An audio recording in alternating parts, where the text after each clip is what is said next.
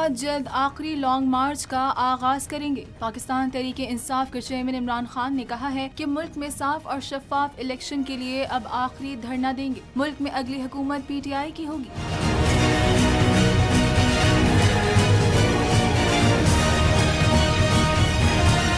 तैयार हो जाओ, ये आखिरी लॉन्ग मार्च होगा, आखिरी धरना होगा। मुल्क में बहुत जल्द आम इंतखाबात का ऐलान हो जाएगा। साबिक वजीर आज़म इमरान खान का पेशावर में इंसाफ स्टूडेंट्स फेडरेशन के कन्वेंशन से खिताब में कहना था कि पाकिस्तान में नई हुकूमत पाकिस्तान तहरीक इंसाफ बनाएगी।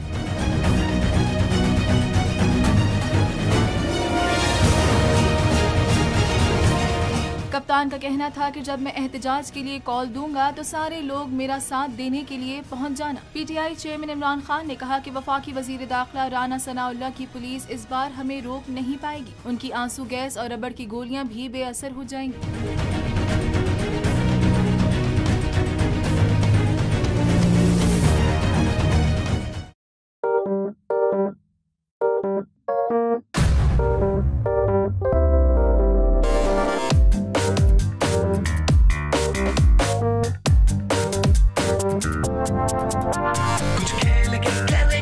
खिलाड़ी अपना सीन ऑन, देख लो भाई देख लो, है आखिरी खिलाड़ी कौन,